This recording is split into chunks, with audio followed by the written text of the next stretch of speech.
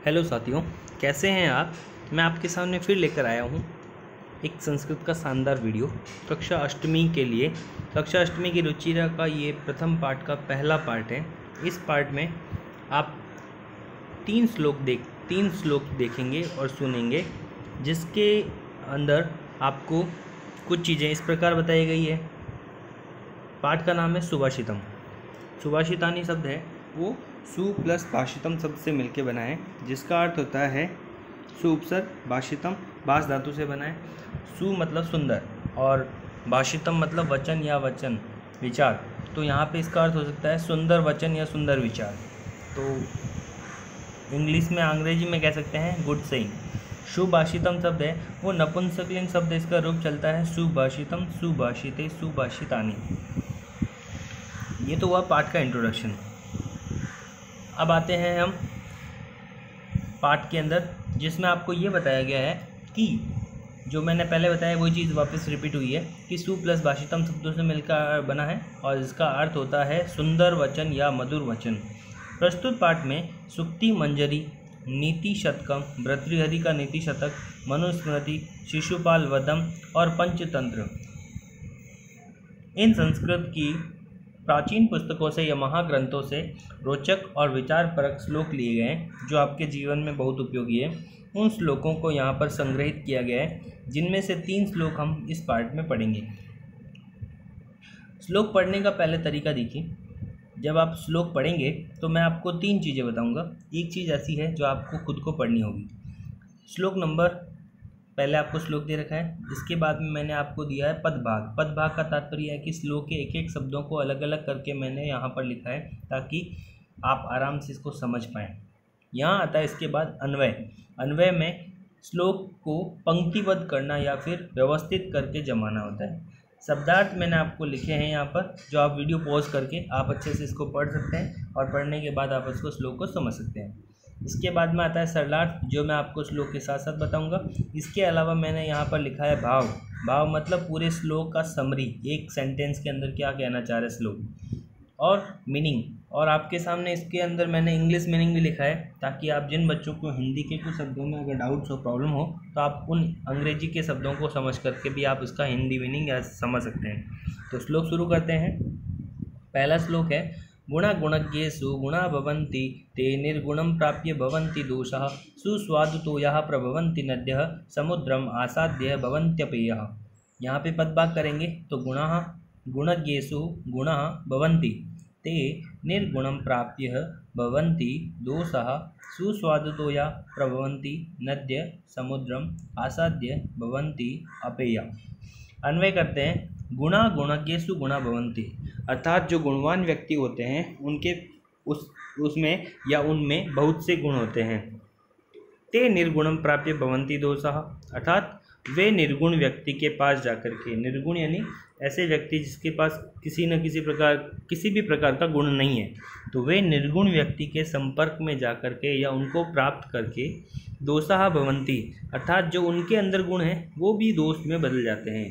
तो इस सेंटेंस का सिंपल सा मीनिंग होगा कि गुणवान व्यक्ति के पास जो गुण होते हैं, यदि वह किसी निर्गुण व्यक्ति के संपर्क में आएगा तो उसके गुण भी दोष में बदल जाएंगे।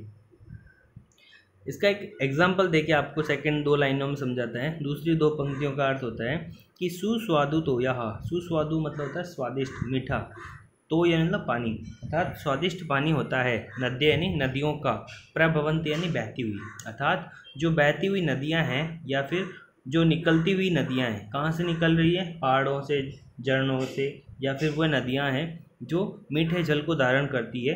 वह नदियाँ यदि समुद्रम आसाद्य है, अर्थात समुद्र के संपर्क में आती है या समुद्र से आकर मिलती है, तो उस समुद्र का जो जल होता है वह निर्गुण, समुद्र एक निर्गुण व्यक्ति के रूप में बताया गया आपको। तो कहता है कि वह समुद्र है अपने मीठे पानी, उस नदी के मीठे पानी को भी खारा बना देता है। समुद्रम आसाद्य भवन्ति अपेय, अपेय का मतलब होता है न पीने योग्य।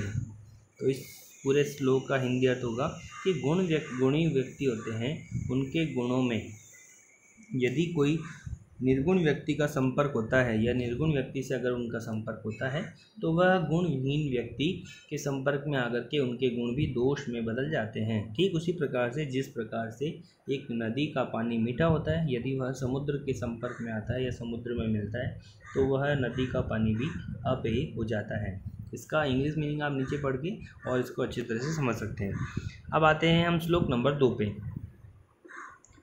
श्लोक 2 में कहता है, साहित्य संगीत कला विहीन साक्षात पशुपुच्छ विषाणहीन तृणम न खादन अपि जीवमान तद्भाग देयम परम पशुनाम।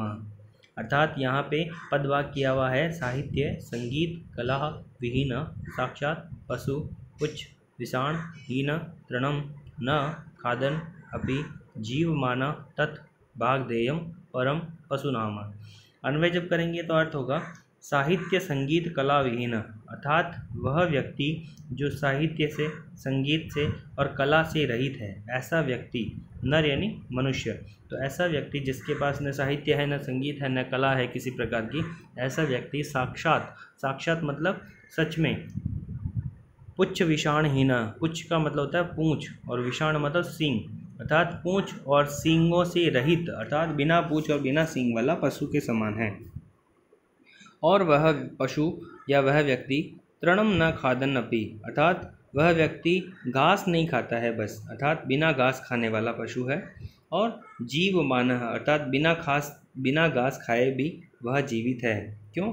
क्योंकि तत् पशुनाम परम भाग देयम, क्योंकि वह मानव के रूप में है और वह अनाज खाता है या फिर अलग अलग प्रकार के स्वादिष्ट व्यंजन खाता है। अब आगे इसमें ये एक अच्छी बात कह रहा है कि जो वह पशु है वह बिना घास खाए हुए जी रहा है, अर्थात बिना घास खाए भी वह मनुष्य के रूप में है और इसका सबसे परम सौभाग्य यह है कि उसे खाने के लिए अनाज या खाने के लिए अच्छे अच्छे व्यंजन, स्वादिष्ट व्यंजन मिल रहे हैं। तो यहाँ पे पूरा सेंटेंस का मीनिंग होगा श्लोक का कि साहित्य संगीत और कला कौशल से हीन व्यक्ति है वो वास्तव में बिना पूंछ और बिना सींग वाला पशु है जो घास नहीं खाता है लेकिन पशु के भांति जीवित है। और वह असभ्य पशु अर्थात जो सभ्य नहीं है, अर्थात उन असभ्य पशुओं के समान मनुष्यों के रूप में जीवित है। और वह उन परम पशुओं का सौभाग्य है कि उसे खाने के लिए स्वादिष्ट व्यंजन प्राप्त हो रहे हैं, न कि घास फूस। तो इसका भाव है, साहित्य में अभिरुचि, संगीत आदि कलाओं में कौशल से मनुष्य क्या करता है, मनुष्य का निर्माण होता है या मनुष्य का कुछ इम्पोर्टेंस होती है। लेकिन अगर वह मनुष्य पशु के समान जी रहा है, अर्थात इन सब से रहित है, तो वह मान लो इस संसार में केवल पशु के समान ही जी रहा है, क्योंकि पशु है वो केवल खाने और सोने के लिए ही जीते हैं।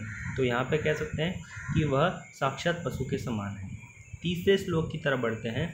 लुब्धस्य नश्यति यशः पिशुनस्य मैत्री नष्ट क्रियस्य कुलम अर्थ परस्य धर्मः विद्याफलम व्यसनिनः कृपणस्य सौख्यम राज्यम प्रमतः सचिवस्य नराधिपस्य। यहाँ पे आपको कहता है पदभाग कि लुब्धस्य नश्यति यशः पिशुनस्य मैत्री नष्ट क्रियस्य कुलम अर्थपरस्य धर्म विद्या फलम व्यसनिनः कृपणस्य सौख्यम राज्यम प्रमतः सचिवस्य नरः अधिपस्य। जब इसका अन्वय करेंगे, यहाँ मैंने श्लोक का अन्वय और दोनों अर्थ एक साथ कर दिए हैं क्योंकि यहाँ पे बच्चों को इस श्लोक में काफ़ी परेशानी आती है, इसलिए मैंने अन्वय और हिंदी अर्थ एक साथ कर दिया, तो आप इसको आराम से समझ सकते हैं। यहाँ मैंने किया है लुब्धस्य यशः, अर्थात लुब्ध यानी लालची जो व्यक्ति होता है उसको यश प्राप्त नहीं होता है। पिशुनस्य मैत्री, और अगर कोई व्यक्ति चुगलखोर है उसको मित्रता प्राप्त नहीं होती है, अर्थात उसके कोई मित्र नहीं बनना चाहते हैं। नष्ट क्रियस्य कुलम, और अगर कोई व्यक्ति कर्महीन है अर्थात कुछ भी काम नहीं कर रहा है तो उसके अच्छा कुल नहीं मिलता उसको आगे वाले जन्म में या फिर उसी जन्म में, तो उसको कुल प्राप्त नहीं होता है। अर्थपरस्य धर्म, अर्थपरस्य का अर्थ होता है धर्म का आचरण करने वाला। अगर कोई व्यक्ति धार्मिक प्रवृत्ति को यापन करना चाहता है या धर्म का आचरण करना चाहता है तो धार्मिक आचरण वाले व्यक्ति को धन से अधिक महत्व या धन को अधिक महत्व नहीं देना चाहिए। और व्यसनीनः विद्याफलम, और व्यसनी व्यक्ति, व्यसनी मतलब होता है बुरी आदतों वाला, अगर अलग अलग प्रकार की बुरी आदतों को सेवन करता है या फिर कुछ भी खाता पीता है तो व्यसनी हानि बुरी आदतों वाला व्यक्ति है, उसको है विद्या प्राप्त नहीं हो सकती है। कृपणस्य सौख्यम, और जो कंजूस व्यक्ति होता है जीवन में, तो वह जीवन में कभी भी सुख प्राप्त नहीं कर सकता है। जो व्यक्ति कंजूस है तो सुख प्राप्ति नहीं कर सकता है।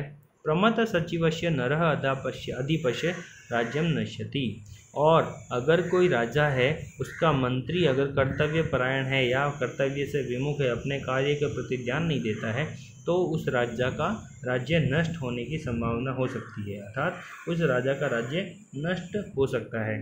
तो यहाँ पे आपको सिंपल सी भाषा में अगर देखिए तो आप इसको भाव के आधार पर समझ सकते हैं कि यदि यश चाहिए तो व्यक्ति को लालच नहीं करना चाहिए, यदि व्यक्ति को मित्रता चाहिए तो उसे चुगलखोर नहीं बनना चाहिए, और यदि धर्म का आचरण करना है अर्थात धार्मिक प्रवृत्ति से जीवन जीना है तो उसे धन का लालच या धन का लाभ के बारे में नहीं सोचना चाहिए, और यदि विद्या रूपी फल प्राप्त करना है तो उसे बुरी आदतों से बचना चाहिए, अर्थात बुरी आदतों को सेवन नहीं करना चाहिए।